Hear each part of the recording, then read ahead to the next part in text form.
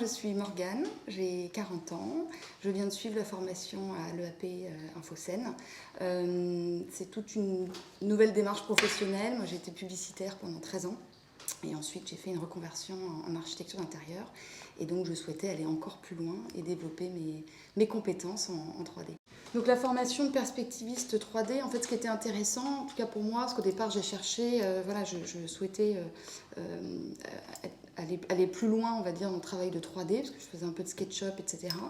Et ce qui était intéressant dans cette formation, c'est qu'elle est vraiment professionnalisante, c'est-à-dire qu'on a, on va dire, une vraie année, même s'il y a à peu près 6 mois de cours, ensuite il y a un stage, on a un projet, etc. Donc quand on sort de là, on a vraiment une possibilité d'avoir un emploi de perspectiviste 3D. Donc moi c'est pour ça que je suis allée plutôt sur une formation un peu plus longue que ce qui peut se faire, mais au moins avec une possibilité de travail derrière.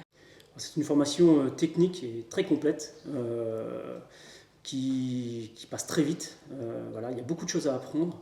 Donc il ne faut jamais lâcher, jamais relâcher la 3D, toujours manipuler, exercer, apprendre des nouvelles techniques, même ne serait-ce que modéliser un stylo, une gomme, n'importe quoi, histoire d'appréhender vraiment les techniques du logiciel, l'appréhension de Photoshop, des techniques de composition, c'est très important également. Les enseignants sont très professionnels, techniques et complémentaires. Ils ont chacun leur méthode pédagogique pour nous amener vraiment à l'objectif, donc d'apprendre l'outil métier, les techniques, et d'en arriver vraiment à la finalité de l'image. Donc moi j'ai fait mon stage en architecture d'intérieur, donc c'était vraiment, moi c'était mon projet, la volonté dès le départ d'être plus spécifique sur l'intérieur. Donc j'ai fait mon stage dans une agence d'architecture d'intérieur et j'ai pu du coup faire beaucoup d'images. J'étais la seule infographiste de l'agence, donc tous les projets je les ai modélisés, faire des rendus, des matières, modéliser tous les objets. Je partais un peu sans banque image, donc c'était intéressant de monter tout ça au fur et à mesure. Donc ce stage s'est très bien passé. C'est vrai que la 3D c'est vraiment un outil hyper important, c'est-à-dire que c'est un outil de recherche, de travail. Donc avec les architectes d'intérieur, ça nous permettait de monter des plans en 3D, se rendre compte est-ce qu'il y a des contraintes techniques, est-ce que ça fonctionne, etc. Donc il y a toute une partie recherche. Ensuite, c'est un outil super aussi pour la vente auprès du client, qui puisse se projeter dans son univers. Et puis c'est un outil de communication aussi, parce que des beaux rendus permettent aussi d'être publiés sur les sites internet, sur Instagram, etc. Et donc en fait, c'est un outil très important et c'est ce qui m'a permis d'avoir une proposition d'embauche à la suite de mon stage, donc pour intégrer officiellement l'équipe d'architectes d'intérieur. Alors pendant le stage, il y a aussi des opportunités d'embauche, donc il ne faut pas hésiter à accepter, parce qu'il ne faut pas se fermer les portes, c'est une petite porte qui peut en ouvrir plusieurs, donc ne jamais se fermer à une proposition d'emploi, peu importe dans quel domaine, que ce soit l'architecture ou plus dans les bâtimentaires, sécurité, etc., ce qui était mon cas. Et, ça amène de l'expérience dans le contact client, en contact partenariat et collaboration.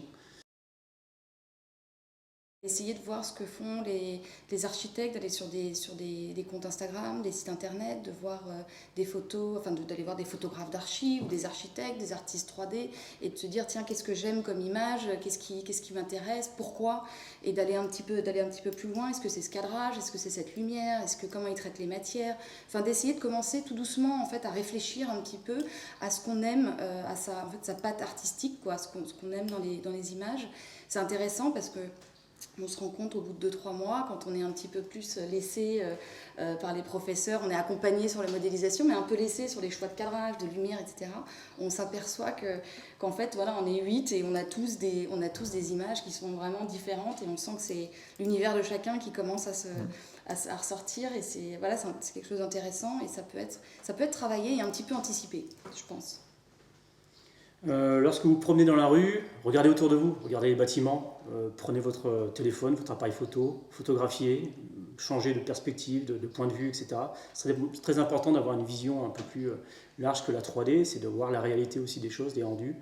Ne pas hésiter à dessiner à la main, faire des croquis, pour vraiment avoir un côté technique, avoir une vision autre que clavier-souris, mais vraiment voilà, avoir une approche un peu plus large de la 3D, de l'architecture. Pour la formation, ce qui est important, c'est le mot équipe, travailler en équipe, donner des conseils, en recevoir, donner son opinion, aider les autres, c'est très important. Ça rendra service également pour le monde professionnel, parce qu'il y aura toujours une équipe à côté, des attentes, des délais à respecter et un œil technique sur le métier. Là, c'est intéressant parce qu'il y a des techniques qui ont été retenues par l'un et pas forcément par l'autre, parce qu'on apprend beaucoup de choses. Donc, tant que c'est pas mis en œuvre, en fait, parfois on a un petit peu oublié un tips, un truc sympa pour de la lumière ou autre. Et donc, en fait, on continue d'apprendre dans ce moment-là. Donc, c'était un travail intéressant, j'ai trouvé. À la fin de ces mois de formation, on est à l'aise, on sait faire, il y a tout qui revient, même le projet personnel, il y a tout ce qu'on a appris qui revient. Il ne faut pas hésiter à prendre des notes. Moi, j'ai pris beaucoup de notes. Ça m'a vraiment aidé pendant même le projet perso, de me dire mince, le coussin, qu'est-ce qu'on s'était dit, le rideau, le machin, et hop, de retourner dans ces cahiers, et de retrouver ces notes, et en sachant qu'on nous donne aussi des tutos vidéo, donc ça aide aussi. Et voilà, être confiant sur le fait qu'à la fin de la formation, on est bon, quoi. On fait des trucs bien. Avec beaucoup de travail, on y arrive facilement en fait. C'est impressionnant en début de formation, ça paraît impressionnant de se dire dans 3 mois il faut faire ça, j'y arriverai pas. Tout vient naturellement. Avec du travail, on y vient facile, on apprend, il faut apprendre. La journée, pendant les cours, le soir à la maison, il faut travailler. Les week-ends parfois, parce que 2 jours de relâchement, surtout en début de parcours, il peut y avoir un peu de conséquences. Pendant les vacances également.